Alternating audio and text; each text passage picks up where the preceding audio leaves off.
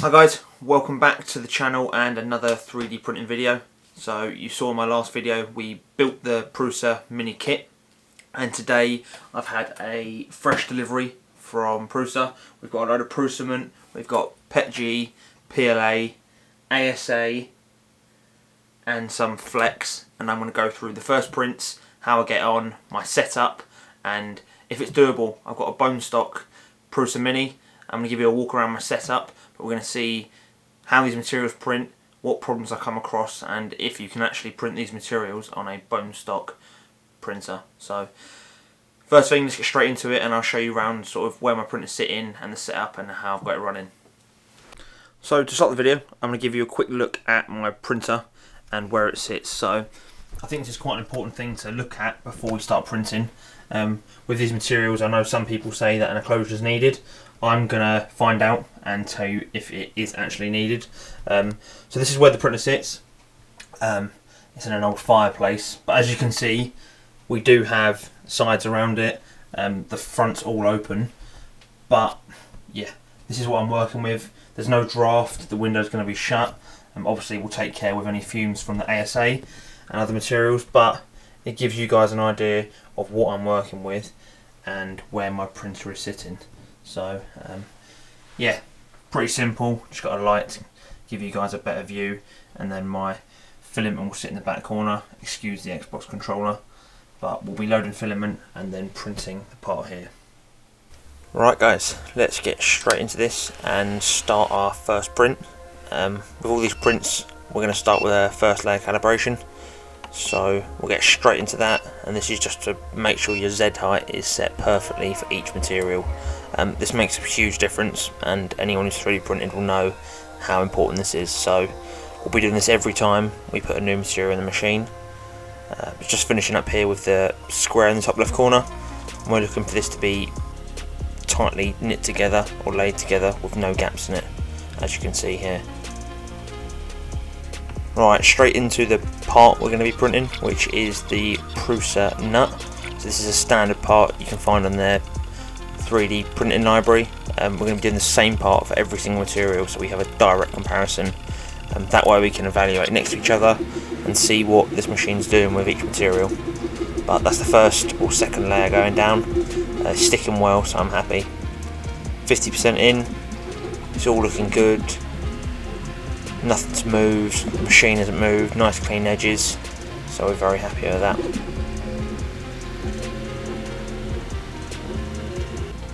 And that is the part finishing up. I think that was about a 3-hour print, 2 hours maybe, 2 to 3 hours. Nice and clean, little bend of the sheet which just breaks the part free, and then it pops straight off, and then you get a nice look at it, and we'll go into more detail at the end of this video. Straight into the next one. This is the PETG, freshly sealed filament, and that'll get loaded straight into the printer. So now that filament's in, we've done another Z calibration, which has gone well, and then straight onto this first layer. This is my first ever PETG, so it's a bit nerve-wracking, but it went down well. As you can see, I do find this the most satisfying part of these 3D prints, seeing these first layers go down.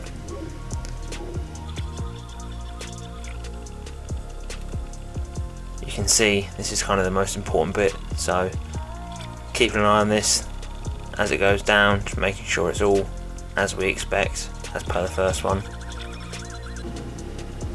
Moving on now, you start to build the bottom up, it's filling in, and this is where you'll really see what the quality is like and where the walls and the side of the nut start to come together, if you're going to get that high quality that we're looking for. I have to say, naturally looking at it, it looked like a shinier, sort of, not a gloopier print, but it wasn't as crisp as the PLA. And you can see here, we're doing this top final layer, which kind of encloses the structure in, so it's thin layers going down. And then that is the final part.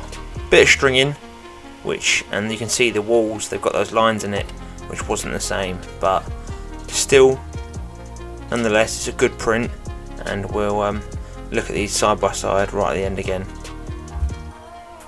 Right, we're now getting into the most exotic material I've bought, which is the Filamentum, the Flexible TPU 98A. So this is recommended on the Prusa website to be the sort of go-to flex material for Prusa machines. So yeah, we've loaded it in and we're doing our Z calibration. Out of all of them, this was actually the smoothest. It literally was no adjustment from PETG to flex, which was ideal really, and I was quite surprised. Like I said, I went into this with very low expectations. This is a budget entry-level machine and I wasn't expecting to print flex. You can see by the Z calibration we got, it's gone down well. And then straight into the actual print. This was a longer print, I think, due to the material. It was taking longer to print. It became like a 3-hour print, whilst the others were 2 hours 15. So you're adding 45 minutes of print time for this material. But it's going down well. You can see the texture. It's got some little dimples in it, like almost air pockets. I think it's a very porous material, this, or it likes to absorb water. So you keep it in sealed bags, and I think next time you use this I will need a dryer. But there's the finished part. It's still a nut, it's still good. Took a bit longer than the others, but nonetheless I'd be happy printing with this and making parts. It's a pretty cool material. Obviously this is a thicker part, so the flex isn't as noticeable, but I'll show at the end. You can get this nut and actually squeeze it and yeah, move it about, but we'll review that at the end. Now it's time to get into our fourth and final material, which is the ASA. So ASA is the new ABS. It's a more friendly, not as harsh warpage and fume wise. So this one actually proved to be a right pain. I had a lot of issues with this. Just getting the Z height calibrated, there was such a difference between the flex and this that you can see right here. Look, we've done our first layer and it is on and off. It's really inconsistent and it is just no good. So this was the biggest issue I had, and you'll see now, look, it's crap. And the biggest problem now was I had this stuck to this smooth sheet and it was a nightmare to get off. This had really stuck down and yeah, caused me a load of issues. Look at it. The root cause was the Z was way too low. So we cleaned it, and after a bit of research, Pritt stick went down to ensure that there was like a barrier between the print material and the board itself. So glue stick on this one just to kind of be safe, and we've gone again.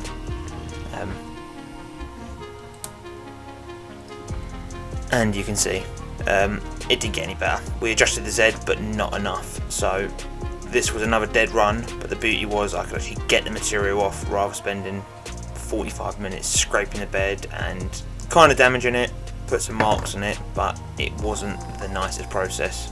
And then finally you can see here we've got the Z dialed in nicely and it's actually doing as we want. So Z's good now, we're ready to go ahead with this print. Biggest worry for me, this one was warpage. I know it's a small part, so wasn't a massive issue. It's quite a thick part, so you hope it's not going to affect it too much, but I wasn't too sure. But first layer went down and Pritt stick there doing its job, so no complaints.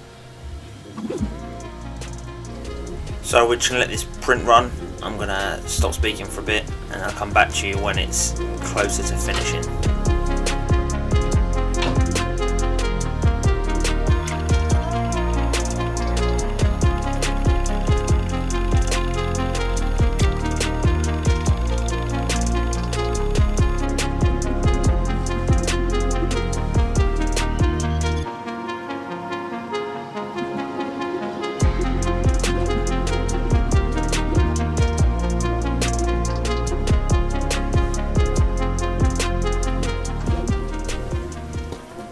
So we're on the top layer now, or the last few layers. For this print, so everyone's aware, you see my setup, I had all the windows closed. It's a difficult one. They say you need fresh air to stop the fumes building up, but at the same time you want to hold the heat in and keep a good ambient temperature. But I think the two walls beside my printer helped a lot, and I do think if I was printing a thinner, bigger part, I may have seen some more issues. So this is something for me to look into in the future, but for now, small functional parts like this, no issue. Printing really well. You can see I'd say this is more comparable to the PLA than anything, and it's a nice part and it prints really quickly. ASA absolutely flies down, so nice and successful. Popped it off, you can see the glue sort of hardens and it just slides straight off, and then stick the bed with some fairy liquid, wash it up, and you're good to go again. But that is the final ASA part, so now let's get into a comparison. So that's all 4 parts successfully printed. When I say successfully, some are better than others. You saw we had issues with certain ones, more the setup and getting the material to work and understanding what calibration or what setting the machine needs to print that material. But overall, I want to say it was quite positive. I've gone into that just having printed PLA. That's completely new to me. I think if you take your time and look at the setup, read the Prusa guide. I'm going to slap that up on screen now and kind of show you why they're so good. You can look through the materials and see what the requirements are, whether it's an enclosure, not an enclosure. As you've seen, I've gone against kind of everything and just said I'm doing it on the basic setup. It's on my shelf, what can I print and what can I get away with. Obviously these 4 nuts I've printed, they are small, they are quite compact, and they've got quite a lot of material in them, so maybe any of the defects I would see, I'm not going to see as much on something like this. But it was a good benchmark. Like I say, I'll throw some close-ups now and you can see sort of the differences in the sides. I think that's the main thing, maybe the way that how smooth it is, the texture, the lines, but overall it's pretty good. I'd say the best is still with PLA. That machine, I don't know why, PLA has just always been really good in it. As you can see, nice smooth outside. Next, I would say my ASA. So as much as a pain to set up, when it's printing, it's fast, it feels like a really nice solid part. I can see why you'd use this for sort of functional mechanical parts that bolt together. That was really good. Next, I'm actually surprisingly going to say the Flex. So the Flex was really good. It was a long print, but the setup was easy, and it's a cool material. It's really one that's worth having on the shelf. Like I said, I think as soon as I print it again, I'm going to need the dry box, because I think next time I print it, I could see myself having issues. Like when you feel it, you know that it isn't going to be something that will last a long time. And then finally, which I was surprised about, the PETG. So it feels, out of all of them, it feels the most solid. Like it is really stiff, but just the finish on it wasn't as good. You can see the lines. I don't know whether my machine was moving more, but yeah, you can see that it's just not as good. Was it the textured bed, the textured sheet? I'd like to think not. But yeah, overall, I would say it's a success. Hopefully it's helped some of you guys out, whether you're sitting there thinking, oh, what can I print? I want to do this, but I don't want to buy it because it's expensive. There's about £120 worth of material there in terms of reels. Obviously, I'll keep that and I'll use that for future projects, but it's nice to know that you could buy this stuff and then throw it on your Prusa Mini and start printing parts. But I think that's going to be the end of today's video. I know it's been a while since I've uploaded. Everything's really busy and hectic, and these videos take a while, but as I always say, there's videos constantly kind of in the works, ticking along. If you guys enjoyed the video, drop a like on it. Like I say, it helps keep me motivated, helps keep me wanting to make these videos and keep them coming out. So if you can do that, it's very much appreciated, and a subscribe would be even better, but that's completely up to yourselves. But until the next one, I will see you then. Take it easy.